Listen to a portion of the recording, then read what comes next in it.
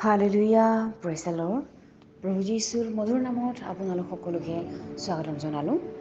ঈশ্বৰক ধন্যবাদ দিওঁ, তেওঁ যে আমাক সুন্দৰ দিনবিলাক দি আছে আৰু তেওঁৰ অনুগ্ৰহত আমাক সকলোকে ভালে ৰাখি আছে। তেওঁ বিশ্বাসীসকল, তেওঁ জীৱিত ঈশ্বৰ হয়, তেওঁৰ বাদে কোনো ঈশ্বৰ নাই। আহক আজি দিনটোৰ আৰম্ভণিতে আমি সেই জীৱিত ঈশ্বৰৰ বাক্য শুনো হওক আৰু পঢ়ো হওক। আজি বাক্য আমি লৈছোঁ যিচয়া 6 অধ্যায়ৰ 8 পদ।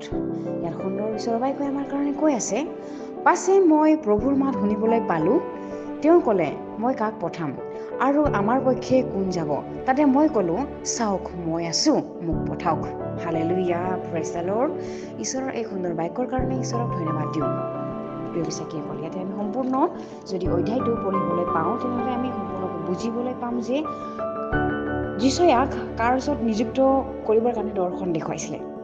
ঈশ্বৰৰ কাৰ্যত তেওঁ কেনেকৈ কাৰ্য কৰিব, তেওঁ কেনেকৈ আগবাঢ়িব, তেতিয়া তেওঁ এই দৰ্শনটো পাইছিলে। ঈশ্বৰে তেওঁক দেখাইছিলে। ইয়াতে কৈছে যে যেতিয়া উজিয়া ৰজাৰ মৃত্যু হোৱাৰ পাছত তেতিয়া যিচয়াই যিটো উচ্চ সিংহাসনত তেওঁ বহি থকা দেখা পাইছিল, তেওঁ দৰ্শন এনেকুৱা দেখা পালে, তেওঁ প্ৰভু উচ্চ সিংহাসনত আৰু উন্নত সিংহাসনত তেওঁ বহি থকা দেখা পাইছিলে। তেওঁৰ বস্ত্ৰটো ৰাজবস্ত্ৰ আৰু আচলতে যিটো মন্দিৰ জুৰিছিলে, তেওঁ বগা বস্ত্ৰৰে আৰু তেওঁ চাৰিওফালে উচ্চ স্থানত চিৰাফবিলাক থিয় হৈছিলে আৰু তেওঁলোকৰ এনেকুৱা দেখা পাইছিলে, তেওঁলোকৰ যিটো দেউকাবিলাক আছিলে, ছয়খন আছিলে। তেওঁলোকে এই দেউকা কেইখনেৰে দুখনেৰে নিজৰ মুখ থাকে আৰু দুখনেৰে চৰণ থাকে আৰু পাৰে। সেইবিলাকে এনেকৈ পৰস্পৰে মাতি আছিলে যে পবিত্ৰ পবিত্ৰ। তেওঁ এনেকুৱা দৰ্শন দেখা পাইছিলে, যীশুৱে তেওঁ এনেকুৱা দৰ্শন দেখা পাইছিলে আৰু গোটেই পৃথিৱী যিঘৰে পৰিপূৰ্ণ বুলি তেওঁক ধন্যবাদ দি আছিলে। বিশ্বাসীসকল, তেওঁ এনেকৈ দেখা পাই থাকোঁতে আৰু গোটেইটোৱে যিটো মাত লগোৱাৰ এজনৰ দুৱাৰ দলিত থকা যিটো ঠাইবোৰ কঁপিবলৈ ধৰিলে বুলি কৈছে আৰু গৃহটি গোটেইটো ধোঁৱাৰে পৰিপূৰ্ণ হৈছিল। তাতে যীশুৱে কৈছিল যে হাই হাই, মই নষ্ট হ'লো, কিয়নো মোৰ উঠ অখুচি আৰু মই অখুচি মানুহবিলাকৰ মাজত বাস কৰোঁ বুলি তেওঁ তেতিয়া কৈছিলে। কিয়নো যীশুৱে ঈশ্বৰক নিশ্চয় দেখা পাইছিলে, তেওঁ দৰ্শন দেখা পাইছিলে। সেই সময়ত যিটো তাৰে এজন চিৰাফবিলাকৰ মাজত এজনে যীশুয়াক কৈছিলে যে এই অমঠাটো অমঠা যীশুয়াৰ ওচৰত অনা হৈছিলে আৰু তেতিয়া চিৰফাবিলাকে কৈছিলে যে মুখত লোৱা আৰু লোৱাৰ লগে হ'ব, তোমাৰ আঁতৰবিলাক মোচন হ'ব, তোমাৰ পৰা গুচি যাব। সেই চিৰাফবিলাকে যিচয়াক এই দৰ্শনত কৈছিলে। হালেলুয়া। তেতিয়া তেওঁ শুনা পাইছিলে, যিটো প্ৰভুৰ মাত তেওঁ শুনা পালে, যে এনেকৈ শুনা পাইছে যে মই কাক পঠাম। আমেন।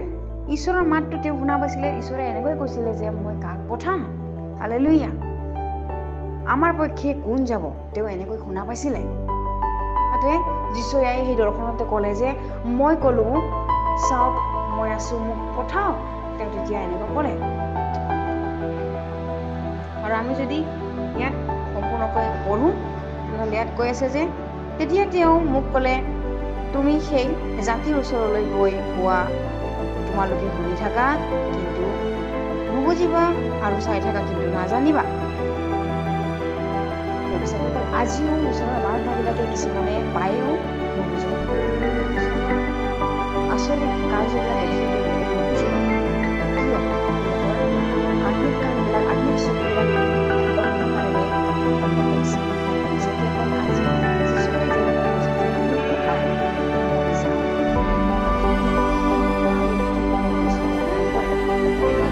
সকলো কিছুমান নিজৰ কাৰ্যৰ কাৰণে মনোনীত কৰে। আজি আমি ক'ব পাৰিম যে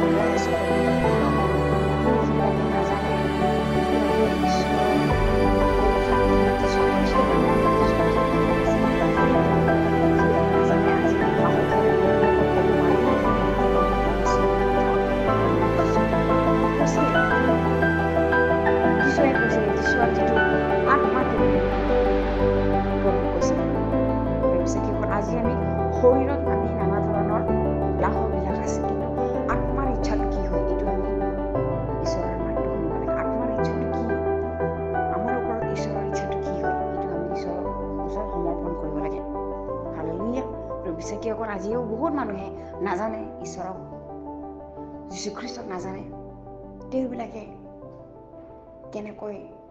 তেওঁবিলাকে যে নৰকত যাব, কেনেকৈ যাব? যীশুখ্ৰীষ্টক তেওঁবিলাকে নাজানে, কেনেকৈ স্বৰ্গ ৰাজ্য পাব? প্ৰভু চাকিসকল, তেওঁবিলাকে আজি অন্ধকাৰত আছে। আজি আমি ঈশ্বৰক ক'ব লাগে যে হয় প্ৰভু, মই আছোঁ, মোক পঠাওক। আমি এনেকৈ ক'ব কাৰণে আমাৰ সাহস হ'ব লাগে। আজি আমি ঈশ্বৰৰ বাক্য প্ৰচাৰ নকৰাকৈ থকাত তেওঁবিলাকে যদি নৰকত যায়, তাৰ বিচাৰটো, তাৰ হিচাপটো আমি দিব লাগিব। যিহেতু আমি ঈশ্বৰক জানিছোঁ, যীশুখ্ৰীষ্টক জানিছোঁ। আজি যীশুখ্ৰীষ্টই আমাৰ কাৰণে প্ৰাণ বলিদান দি ক্ৰুচত উদ্ধাৰ কৰিলে, গোটেই পৃথিৱীক বচালে। সেই বাৰ্তাটো যদি আমি বিলাব নোৱাৰোঁ, তেনেহ'লে আমি কি পুৰস্কাৰ কি লৈ যাম? কি ঈশ্বৰৰ সন্মুখত আমি কি লৈ যাম? প্ৰভু বিশ্বাসীসকল, আমি যিমান পাৰে আমি ঈশ্বৰৰ বাক্য ক'ব লাগে আৰু ঈশ্বৰৰ হাতত নিজকে সমৰ্পণ কৰিব লাগে। ঈশ্বৰৰ ইচ্ছাটো আমাৰ ওপৰত যাতে ঈশ্বৰে ফলিয়াই, তাৰ কাৰণে আমি ঈশ্বৰৰ হাতত সমৰ্পণ কৰি নিজকে আমি গোটাব লাগে। ঈশ্বৰৰ ইচ্ছাটো কি হয় আমাৰ ওপৰত? Hallelujah, praise the Lord. ঈশ্বৰৰ এই সুন্দৰ বাক্যৰ কাৰণে ঈশ্বৰক ধন্যবাদ দিওঁ। আহক আমি একেলগে প্ৰাৰ্থনা কৰোঁ। ধন্যবাদ প্ৰভু, তুমি দয়ালু, তুমি কৃপালু। প্ৰভু, তুমিয়েই তোমাৰ কাৰ্যৰ কাৰণে আমাক মনোনীত কৰিলা। প্ৰভু, তোমাৰ ধন্যবাদ হওক তোমাৰ মহান প্ৰেমৰ কাৰণে। প্ৰভু, তোমাৰ স্তুতি হওক সদা সৰ্বদাই। প্ৰভু, তোমাৰ ৰাজ্যৰ কাৰণে আমাক যদি তুমি ব্যৱহাৰ কৰা প্ৰভু, তুমি মাতি থাকা প্ৰভু, কিন্তু আমি এলাহৰ কাৰণে প্ৰভু তোমাৰ ৰাজ্যৰ কাৰণে কাম কৰিব আমি এলাহ কৰোঁ প্ৰভু। কিন্তু আমাৰ এই এলাহবিলাক যাতে গুচি যায়, আমাক সাহস দিয়া পবিত্ৰ আত্মা। আমি যাবলগীয়া পথবিলাক, আমি চলিবলগীয়া কামবিলাক তুমি আমাক দেখাই দিয়া।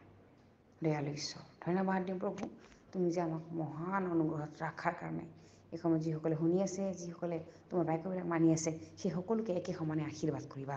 এই সকলো যাচনা নাচৰতীয় প্ৰভু যীশুখ্ৰীষ্টৰ নামত অৰ্পণ কৰিছোঁ। আমেন। Praise the lord.